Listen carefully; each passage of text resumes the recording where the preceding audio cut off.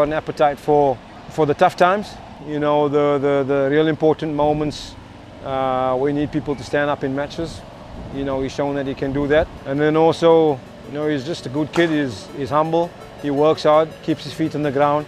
And I think that's going to be very important, especially in an international sporting environment where, you know, there can be high highs and there can be low lows. But if you don't get too beat up about things, you know, you keep your feet on the ground. I think, you know, he's shown that type of character already. Good strength in terms of mental side of things. He could bat for long hours, which is a fantastic thing for any batter to have. Good focus, good work ethic, a good person, a good human being.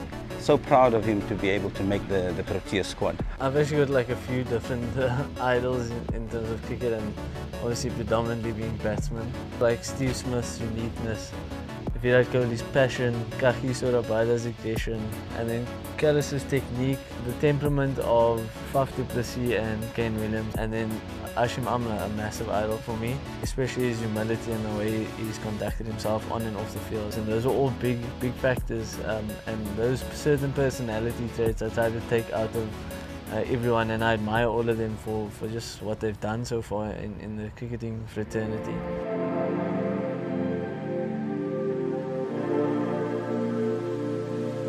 So Zubair, I brought you back home, I would say, almost to a place where you started your cricket career at Primroses. Just tell me how it started, how you became a player here at this club.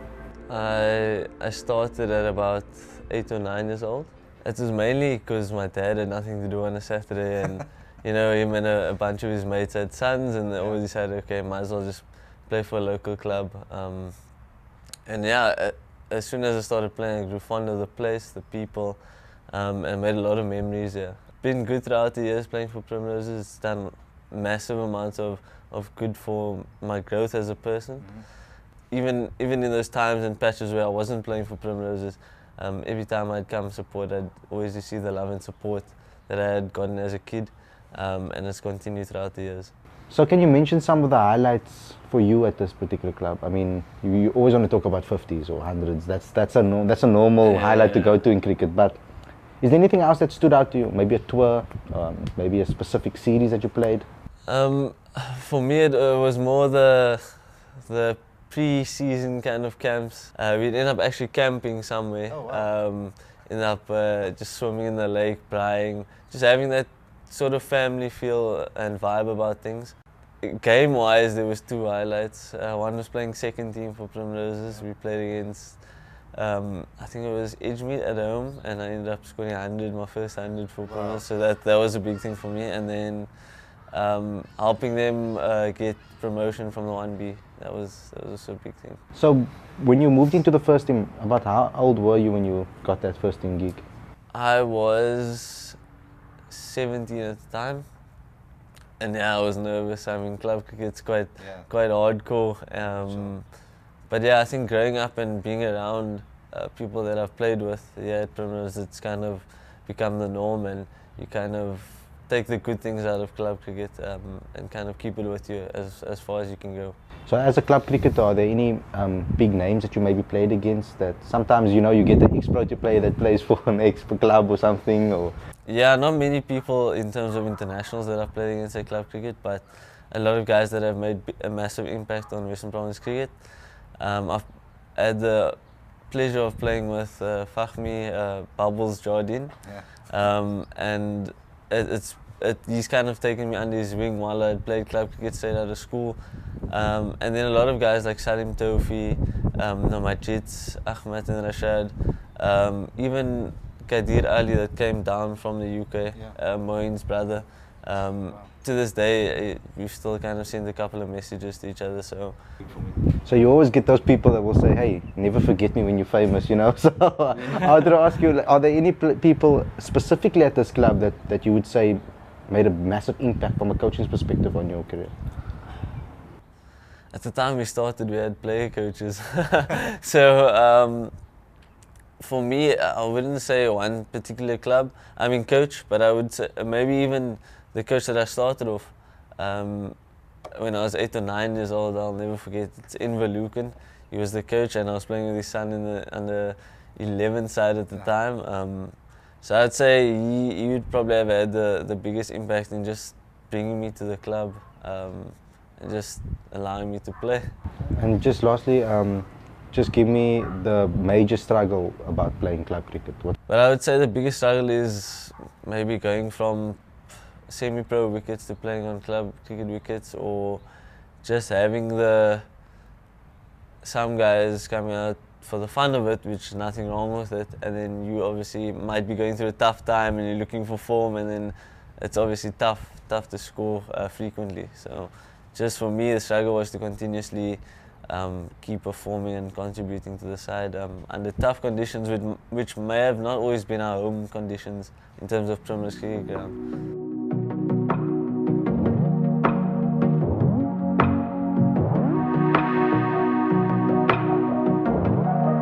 Next venue, I brought you to Rondebosch Boys High School.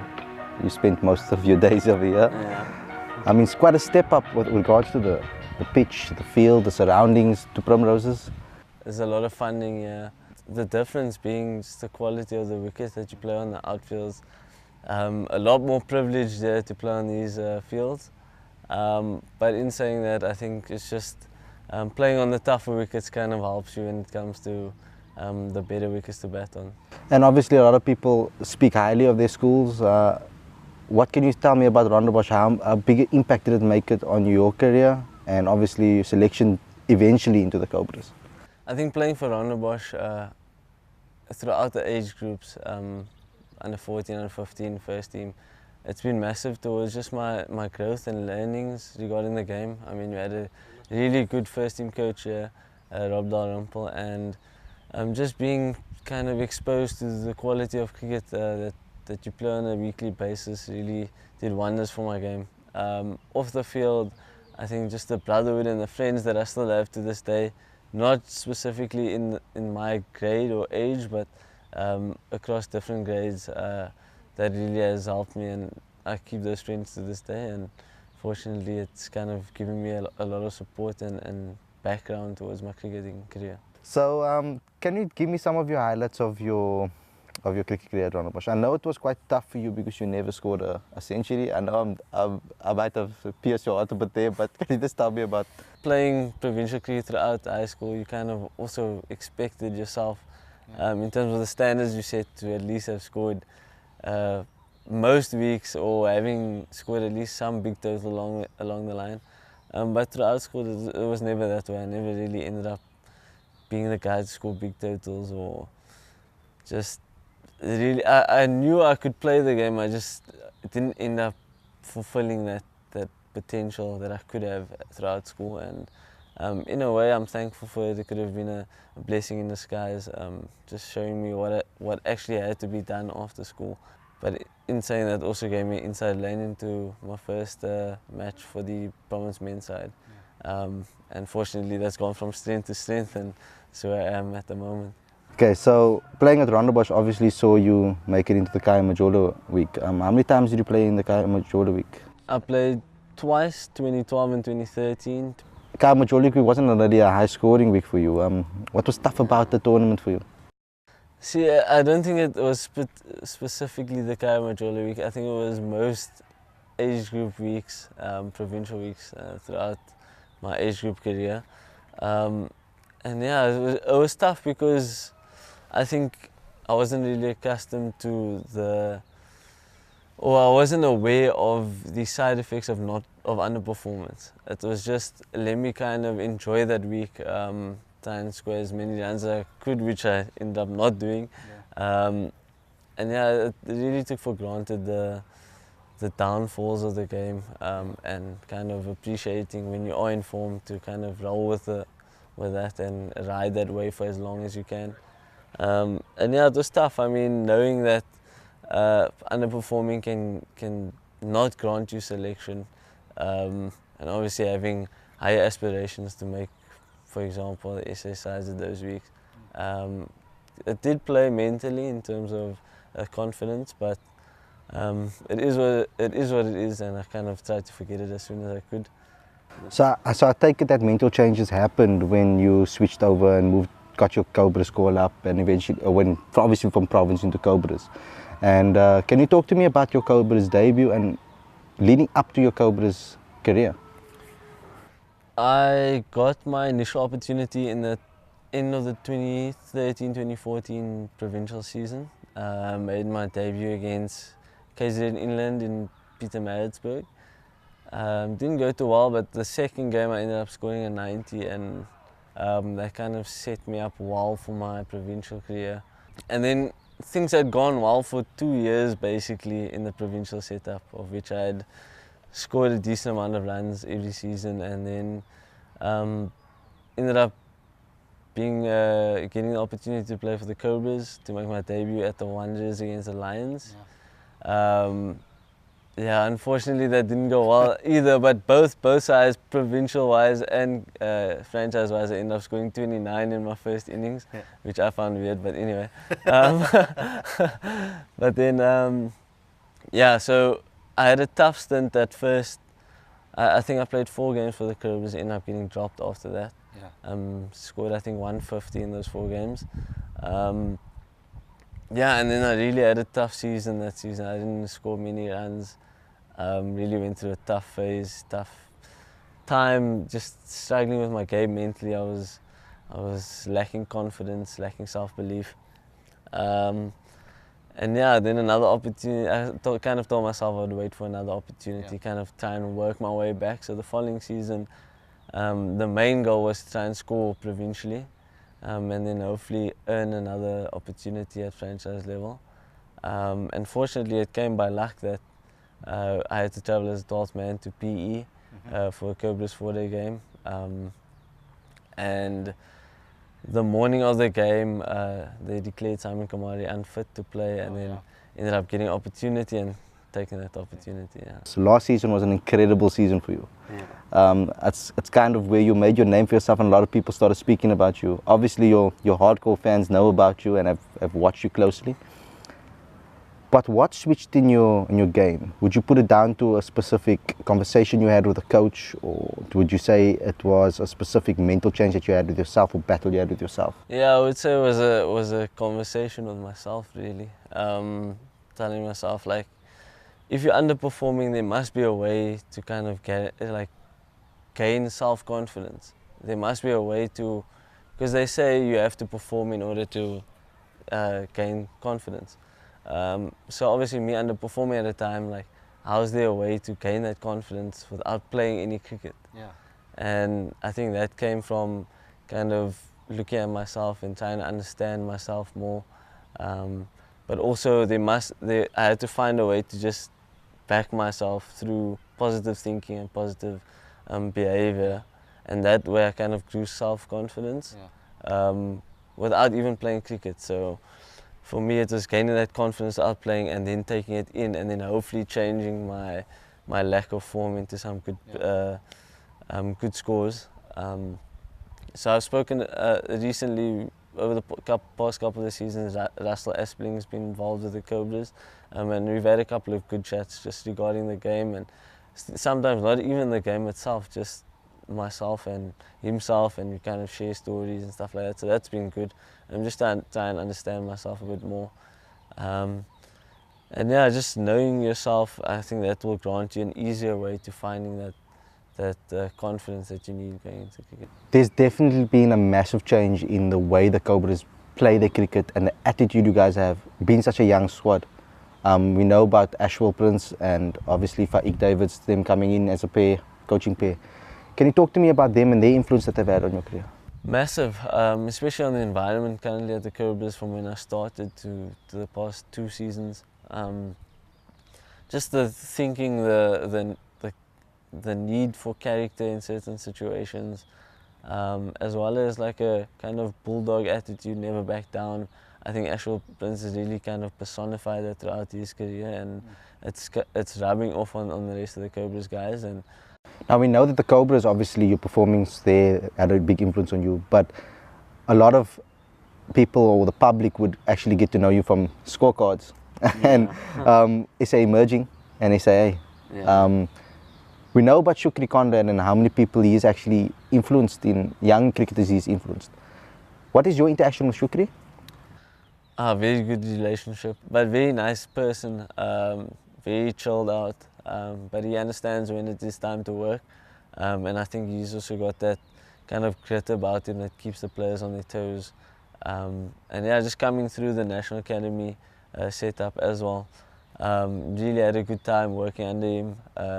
Tough times in terms of confidence at the time, but also in saying that he kind of just pulled me right and kind of had that grit to just get me in the right path going forward. So and yeah, just working myself, getting opportunities into the SA emerging side, playing against touring international sides. I think that was a good experience because it's not often that you get to play against those sides. And for me, at playing semi-pro cricket at the time, to play against those teams was big in terms of just understanding what it is like to play at another level, or what are the differences between that level and the level you're currently playing at. And then obviously getting my opportunity going into the SAA side. Those were nervous times, my debut playing against Australians, the toured, yeah. Nervous but also exciting times. So fortunately I kind of asked myself the question, can you kind of hold your ground at this level? And yeah, fortunately I did alright in that game. Toured India with the SA side, more nerves and excitement, and asked myself, like, can you actually perform at this level? That's the question I continuously ask myself, can you perform at the next level? And yeah, it was a fruitful venture, touring India for the first time, playing against good quality opposition. And yeah, working with Russell Domingo, who is the former South African coach. Working under Ashwell, I kind of got to understand what's expected as a player at the next level, and then working with Russell, I got to understand what's expected from the player, from the coach at the next level. So I think I learned a lot in a short space of time while I was away. So with regards to the Australians, I mean, there's a lot of talk about their pace attack. I mean, you got a chance to face him. Tell me about him, the Starks, the Jashai Woods, the Pat Cummins of the world. Yeah, funny story actually. I opened the batting that game for the first time, and I blocked the first ball, and my first thought was, okay, I saw it, good. Second one, okay, it came out of a good part of the bat, felt good. And then I looked at the back of my bat after the over, and the back of my bat had actually cracked. Wow. So for me, I wouldn't say it could have been a bad bat that I was just batting with at the time. But yeah, it was a good experience playing on a high fault wicket against a quality attack. So for me, it was more about the experience in that game. It was never about performing. It was can I at least experience sort of their whole bowling attack, and I managed to do it in both innings. So that for me was a big tick in terms of just experiencing a world-class attack, if you could say that. I mean, this is the reason why you have the potential to be the 100th Protea. Your call-up, talk to me about your call-up when you heard about it, how it felt, how you felt about it, and what you were doing at the time. I was at the University's Cricket Week in Stellenbosch, and it was a couple of days before the press release. I got a call from Linda Zondi.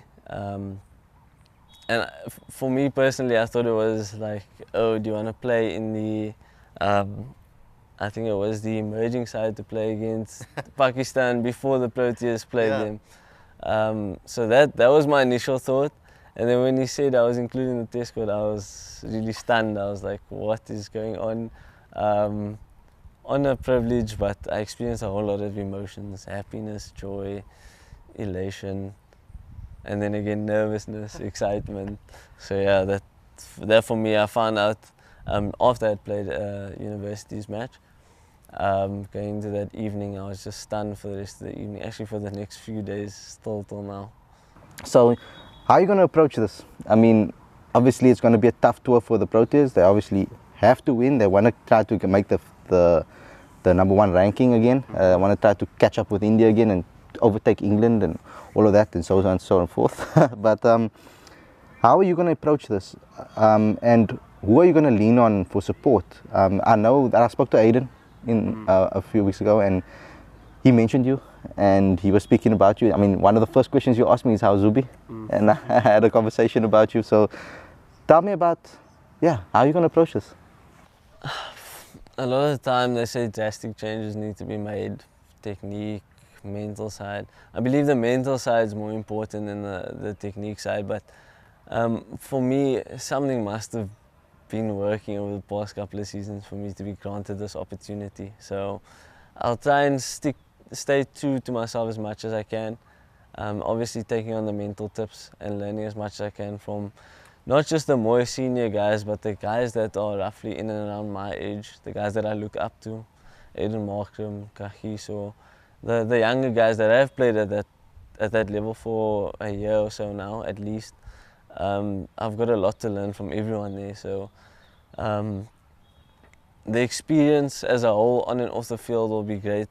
So just to be involved with the South African side is an honor and a privilege, but to play is like, that would be mind-blowing. If given the opportunity to receive the 100th debut, I'll truly cherish it for a long time.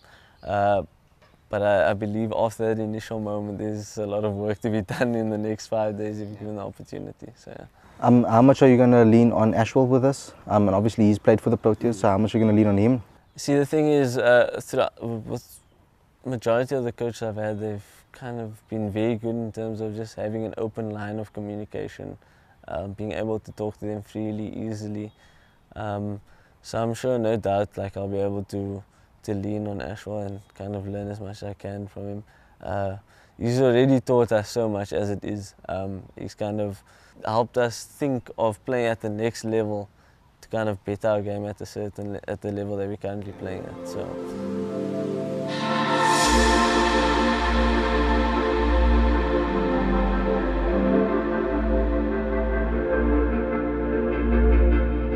So Zubi, I brought you down to Newlands now, your home ground.